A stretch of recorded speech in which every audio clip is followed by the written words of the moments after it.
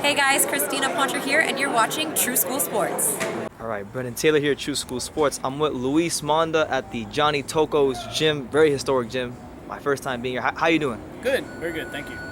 First of all, great to meet you. You've been dropping a lot of boxing knowledge, a lot of factoids I didn't know. It's my thing, it's what I do. First of all, for the people out there who don't know you, tell them a little about yourself, your background in boxing at this gym. Well, I moved here from Miami about 10 years ago, 2006. Big dreams of going pro, doing the whole career thing. I trained at top rank under Mike McCallum for a few years. I started with Richie Sandoval, former bantamweight champion. Then I was with Mike McCallum for almost 5 years. I did a lot of sparring. I did a lot of sparring for pros. I was a southpaw, and I was like I am a southpaw. I was only southpaws around at the time. So anytime anybody needed a southpaw, I was the guy. That was always at the gym. I got to pick Mike's brain. Mike McCallum was trained by Eddie Futch, Emmanuel Stewart, and Georgie Benton.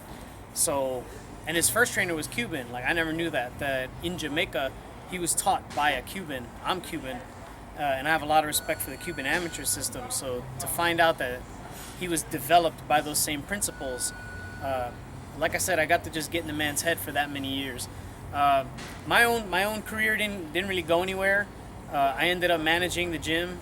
And in managing the gym, eventually I got asked to train a couple people.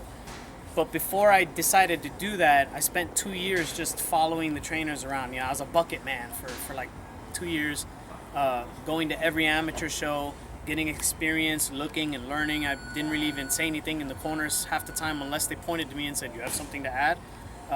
Cornering guys in the gym, just basically working on my own identity. And then I finally agreed to train people myself, and my first 4 amateur fighters won their first combined 8 fights in a row.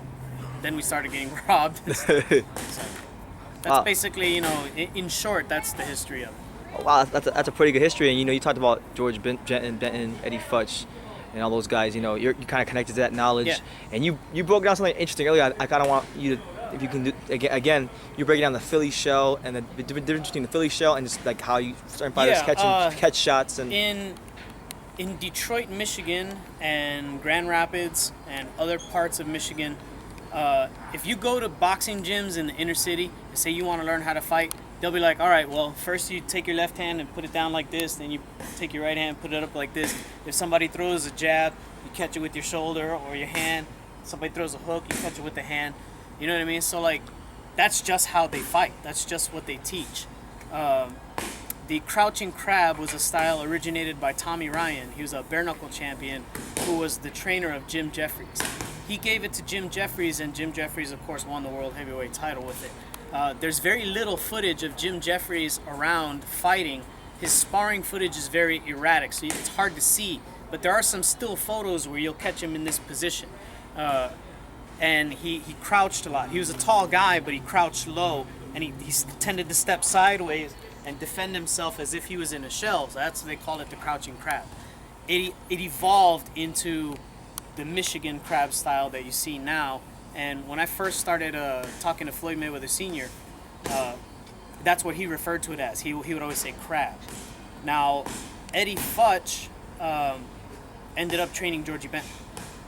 But I've heard from other people that Benton actually learned the beginning of his style from another trainer, and Futch just kind of helped him refine it.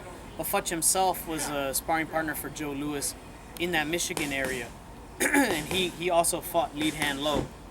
So the Philly fighters, they take a similar beginning position, but they're much more aggressive. They go forward and they do a lot more rolling, overhand, more circular punches, cutting up underneath with uppercuts.